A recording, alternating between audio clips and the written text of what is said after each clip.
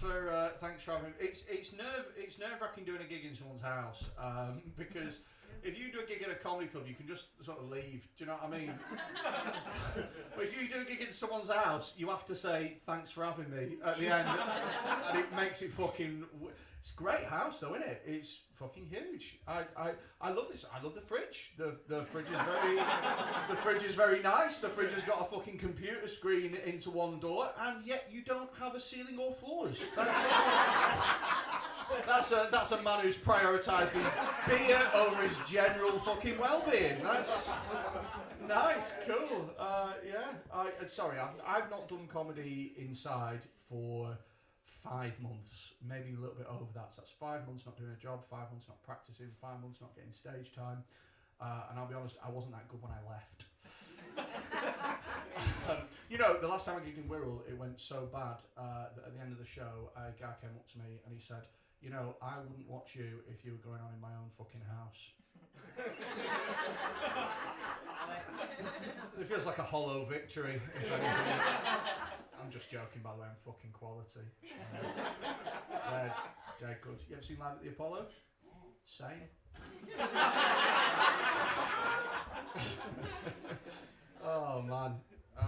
I feel really sluggish, do you know what I mean? I don't know whether or not it's because I'm out of practice, or because I've been making the most of the government's very generous eat out to help outs. I've been doing a lot of eat out to help out, which is what my girlfriend calls it when I perform oral sex on her. Still wear a mask, which is weird. Don't worry, her vagina is COVID secure. We got a little log book next to her fanny. That is, by the way, the worst way to find out that your girlfriend's been cheating on you, when you fucking look at track and trace and you're like, who the fuck's Ryan? Why was he here from 7 till 8:30, the fucking show off? Should start off by telling you a little bit about me. My name's Freddie, hi. A lot of people are very surprised when I tell them that I'm transgender, and I think that's probably because I'm not. But it's fun to pretend, isn't it? Because no one pulls you up on it. People go, oh my god, you are so brave. You're inspirational. Honestly, I tell people that I'm transgender and I can see them looking at me trying to figure out which way I've gone. Because either I used to be a woman that's turned into the most convincing man of all time, or I'm a man that wants to be a woman and is putting in fuck all effort. Like I've grown tits and stopped. I'm watching a lot of telly during lockdown. I don't know about you guys. I watch loads of TV these days. Watch a lot of TV adverts. Now, I remember, right, when TV adverts used to be inspiring and uplifting, and now every TV advert makes you feel like a piece of shit. I was watching a TV advert recently, you might have seen it, it's the one for the army. It's the one that goes, so, you can fix a bike. So maybe you can fix a car, so maybe you can fix an engine, so maybe you can fix a tank, so maybe you can fix a helicopter, so maybe you can fix a Battle Mark II destroyer on the South Atlantic Ocean. And I was like, whoa, I cannot fix a bike. I can reboot the modem on the Wi-Fi. What's my fucking career trajectory? I've been smashing my reality TV is my big thing, and that's what I've been doing over lockdown, just watching a lot of telly, and I like mind-numbing trash TV as well.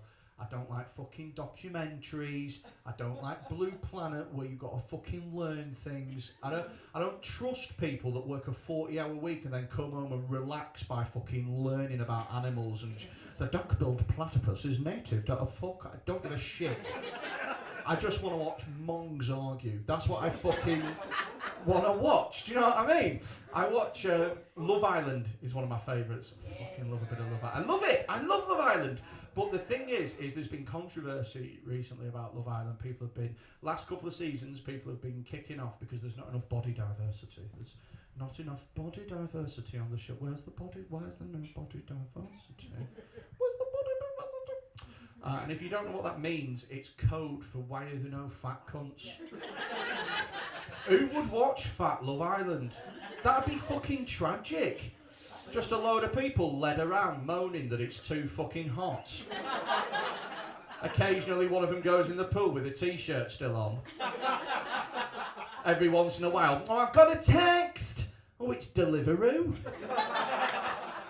Can't have a recoupling because they won't all fit around the fire pit. Unless they mean, like, just having one fat person on Love Island. But that would be even worse. Can you imagine how weird that would be? Just like, tonight, 2 new arrivals enter the villa. And one of them's like a fucking 6'4" chiseled Greek god, and the other one's 48-year-old Keith from Wigan. Just stroking his bill. I came here to find love. Shut up, Keith, you can't even find your own dick.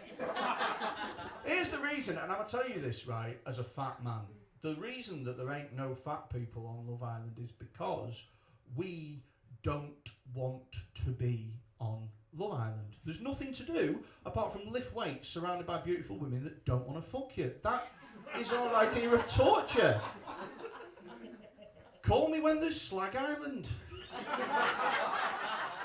I'll quite happily spend 6 weeks eating pizza, fingering women on a veranda. Couple up with some single mum that's quite happy to wank me off in the morning if it means not having to go home and make the kids pack lunches at 6 a.m. That's a fucking deal that works for everybody. Mate, I'm just fucking sick of fucking, like, here's the thing, right? I believe in diversity and stuff like that, but, like, not with fat people. Do you know, like... Do you know what I mean? Like, have more people of colour on TV, have more LGBTQ people on TV. Absolutely. Who wants to watch? Nobody. Do you know what I mean? They don't even want to watch themselves in the mirror. It's just like, and there's some shows that fat people just shouldn't be on. Full stop. They've got no business being there. But there's other shows that should have more fat people. Right? Here's one: London Marathon. How great would that... Nobody in this room watches... No one fucking watches London Marathon because it's boring. And I'll tell you why it's boring. Because every prick who does it looks like the kind of cunt that could run a marathon. It's pointless. Do you watch it? You did it? 6 times. Wow. I'll be honest, mate. I stand corrected. Did you... What's your best time? 3:35. Fucking shit. Mate, I did it in 3:34. Yeah, and do you know what as well? I was going to do it in 3, but I heard about your 3:35 time, and I got a deck chair and I just sat for 34 minutes at the finish line. It's like, one day I'll meet that prick, and I will. It'd be pretty horrible. I'd love to see fat people on the... Would you like to see a bit of that? Here's what you should do, right? Put them in the same race as the people that do it in fancy dress. Like, how good would that be to watch a 20-stone man run a marathon and finish in between a mermaid and a postbox? Here's another one. Great British Bake Off. It's been years since they've had a fat cunt. All they fucking do is bake cakes. Every single one of them should be obese. That's what they're fucking there for. The thing with the Great British Bake Off, what really pisses me off, is that it's always the same kinds of contestants every week, like every season, do you know what I mean? So you always get like, yummy mummy, and then you get like sassy gay guy, and then you get like non-white contestant who has to make things from her own heritage. Do you know what I mean? Like, this week is scone week, and Mukti's going to be making a lamb and couscous scone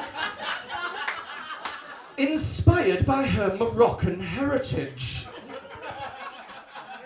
And it's like, well, Mukti can fuck off. Do you know what I mean? I'm a pretty liberal person. I believe in equality for everybody. But if Mukti makes a fucking lamb and couscous scone, I'm joining Britain first. I don't give a shit. Gonna get me and me mates to go out and defend a statue of Mr. Kipling. She is not making a fucking lamb and couscous scone. And I take it personally. Do you know why? Because how would she feel if I went on Moroccan TV and made a tagine with spam fritters and angel delights? Inspired by his northern working class heritage. Get some fucking potato smiley faces on the side.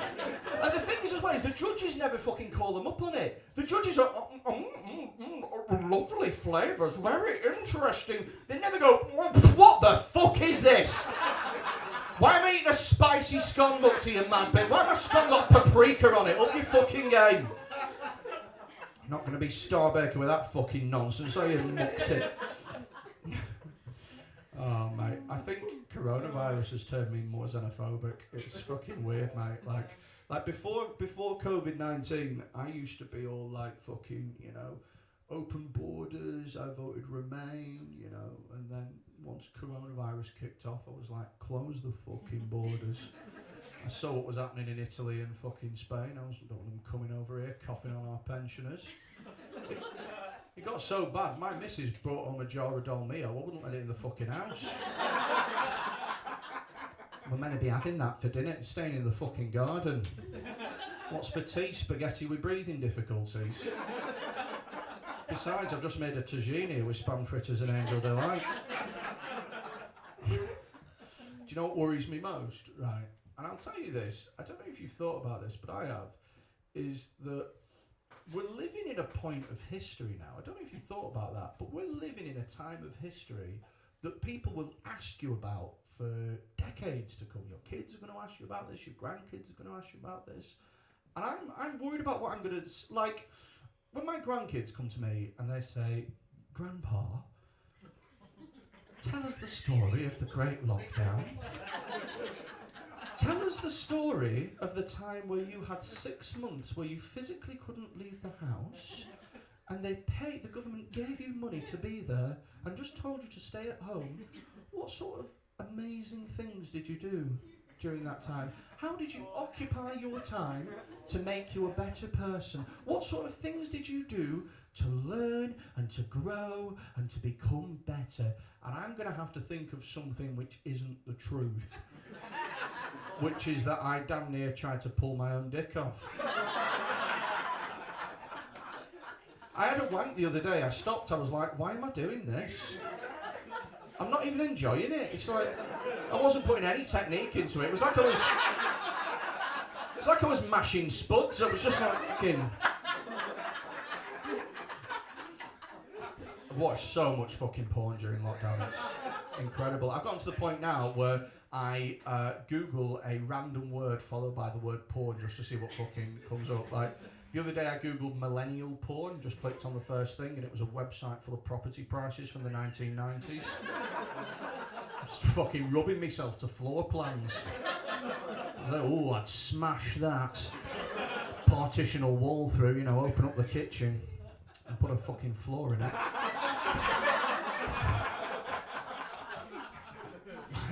My thing is, it's not safe to be here, is it? It's not even COVID. I'm worried about being fucking electrocuted. What the fuck is this? Do you know what I mean? Like at any point they've gone, well, just in case any of the comics want to hang themselves. Look at that! Look at that! You can fucking tell you've done this yourself. Your poor missus has been there going, should we just pay an expert? And you've gone, no, I'm going to buy a Rolex. That's fucking hell almighty. It'll look dead good when it's done as well. Do you know what? And you and your missus will be like, should we christen the kitchen?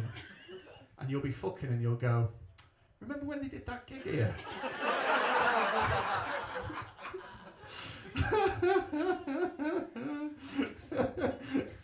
Finish! You fucking haven't! Oh shit me, man. Do you know what porn I like watching? I'm going to tell you this because I don't give a shit. My favourite porn to watch is Fake Taxi.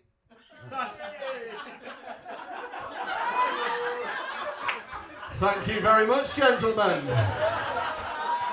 Do you know what that's amazing is because you three all know what I'm fucking talking about. But the two girls that you're with are going, what's Fake Taxi? Do you know what? You know what Fake Taxi is? Oh, fucking good on you, women.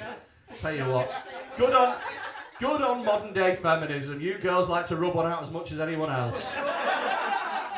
Do you not know what Fake Taxi is? Okay, you need to get with your sisters. Do you know what I mean? They're having a belting time. Right, I'll explain Fake Taxi to you.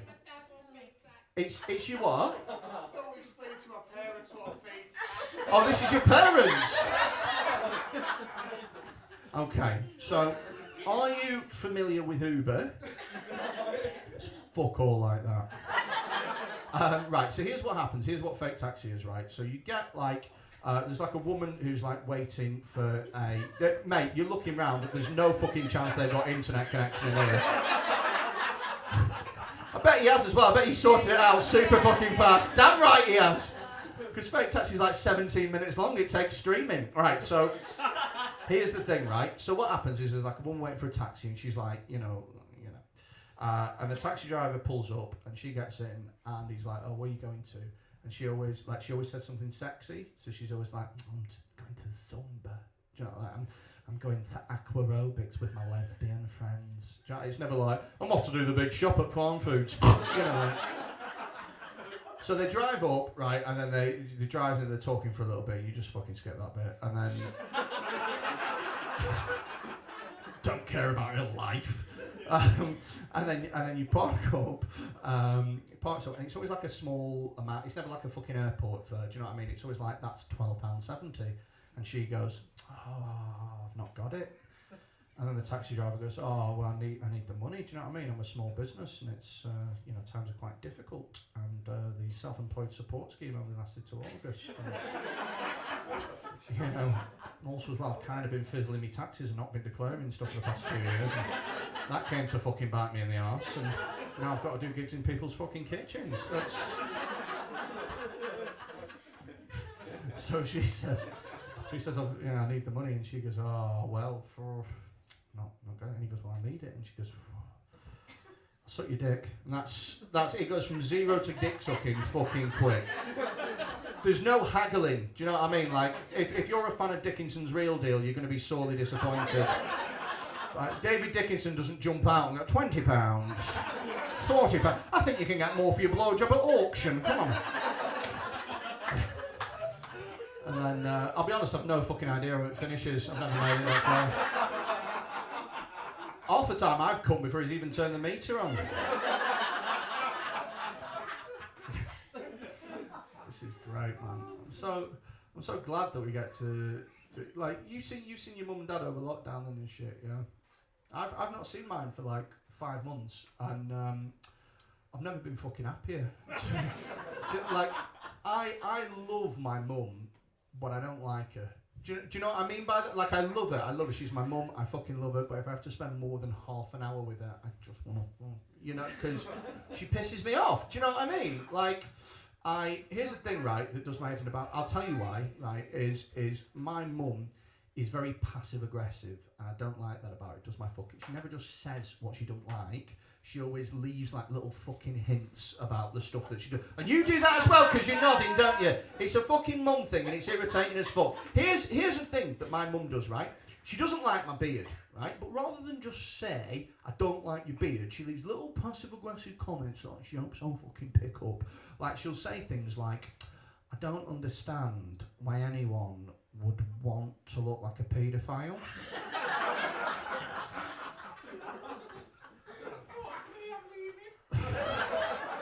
Yeah, I suppose it's hiding in plain sight, isn't it? You think this beard's well groomed? Just wait till you see my inbox on Snapchat. You've got to be careful when you've got a beard, you know. People stereotype you, I find. You fall into one of three categories. It's either like sex offender, terrorist, or hipster.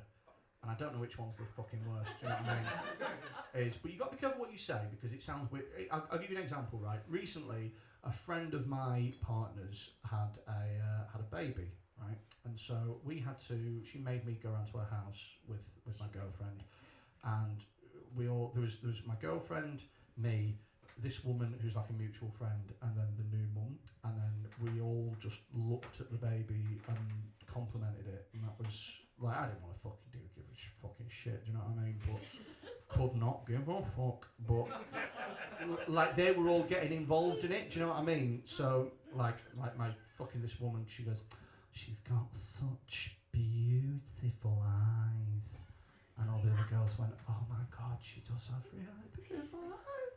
She's got such nice eyes. Oh my god, yes, she really does have nice eyes." And then my girlfriend went, oh, and I love a little button nose. And then they all stared at me like, and now you say a thing.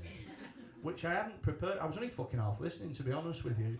But I'd picked up on the fucking pattern. Do you know what I mean? Like, pick a facial feature and say nice things. So I just went, yeah. And she's got really lovely lips. Now, ordinarily, that's just a bit weird, but when it comes from my mouth looking like this, it does sound like I'm going, I bet that baby gives an amazing blowjob.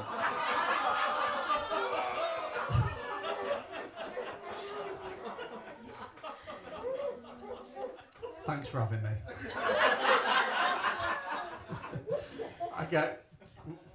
Should we make it even worse? Let's make it even fucking worse. Here's a new joke that I haven't done before. My missus is getting broody at the moment, and she wants to have children and kids and stuff, and I do not want to have kids, and she really does, and I have pretended that I want kids because I'm a coward and I don't want the argument.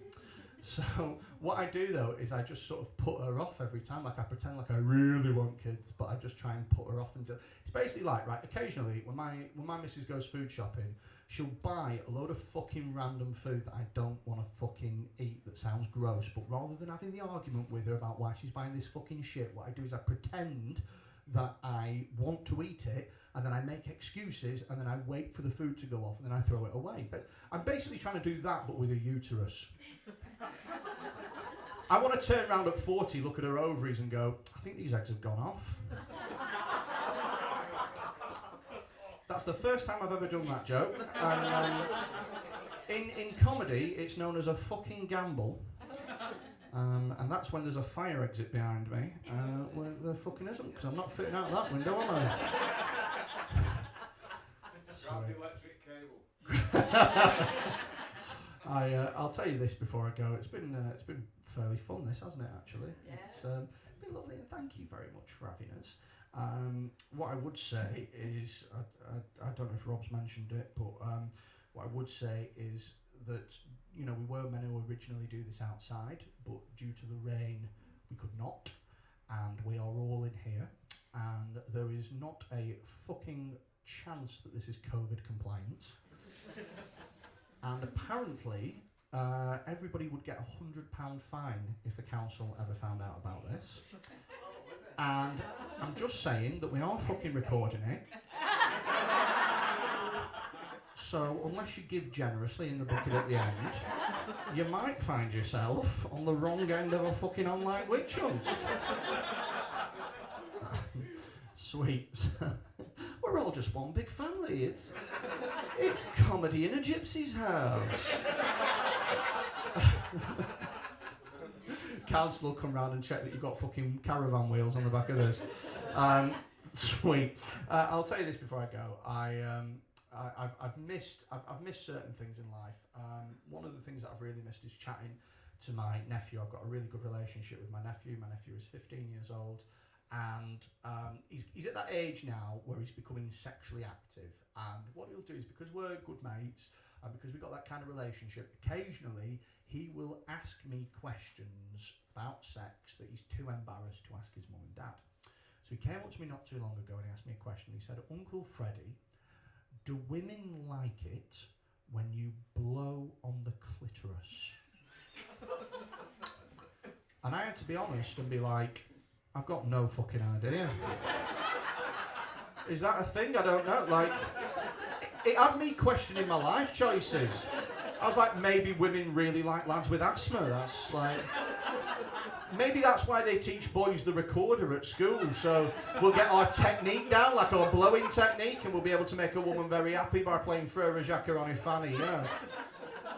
But I convinced myself that it was a thing, right? And as it happened, me and my missus had been going through a bit of a dry patch at the time. We hadn't had sex in about 6 weeks. You know, she'd been working away, I'd been working away. But we, you know, there was definitely something that, you know, needed to be done about the situation.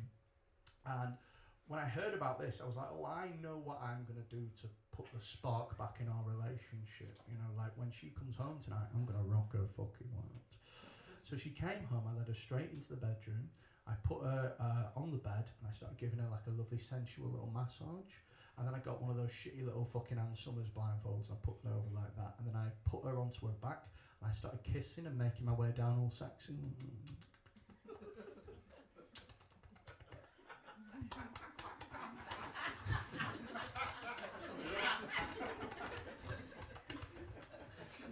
Fucking chipmunk noises.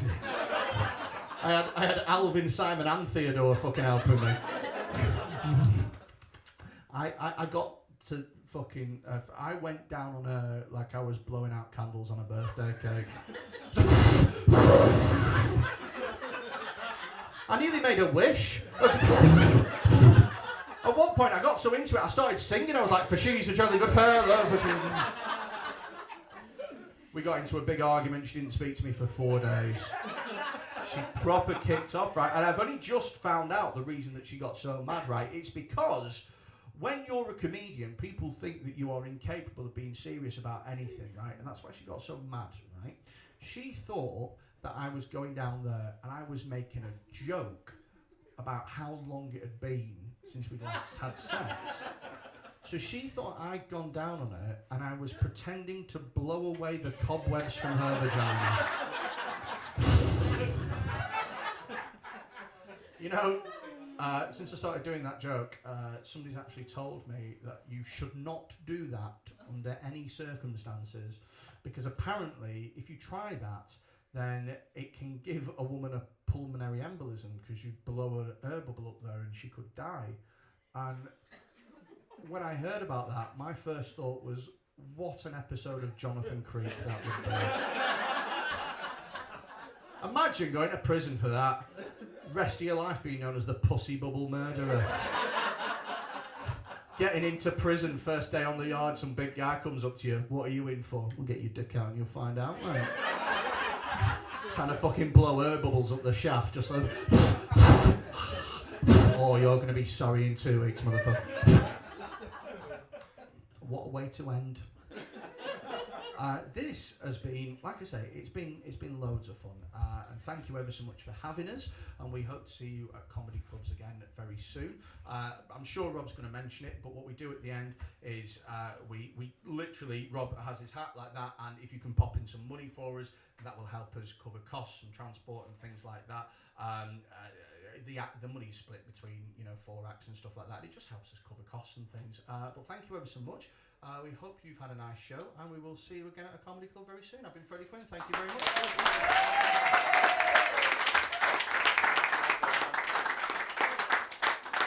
Ladies and gentlemen, Freddie Quinn! What a night it has been. Have you had a good time? Yeah. Good, you better have done, because we're all infected. I'm joking, we'll be fine. We've all been very good. What a night it's been. It's been genuinely so awesome. Thank you so much. Can we give a massive round of applause to our host for having us? Thank you so much. Genuinely, thank you. Really appreciate it. Really do. Like, I mean, look, there was no danger we were going to damage your place, at least, was there? Like, but seriously, thank you so much. We really appreciate it. Like Freddie said, at the end of the show, we just collect some cash to split between the comedians. It's completely pay what you want, don't worry. Like, if you've just come here because you're skint and you want some free entertainment, you are welcome. We're glad to have you here. And anyway, everyone else is going to chuck in an extra £5 to cover for you. Also, if you've got no cash on you, I'll leave my hat on there. Chuck some cash in there. If you've got no cash on you, don't worry, I've got a card reader. Yes! So, do whatever you can, that would be really appreciated. But the main thing is that we just want to thank you for being here. It's been an absolute proper delight tonight. We've absolutely loved it. So please, will you join me in thanking the acts you saw tonight? You saw Simon Wozniak! You saw Harry and Dyer, they're out there. Keep going, they can hear you. You saw Freddie Quinn! My name's Rob Mulholland. Have a great night. We'll see you again sometime. Cheers!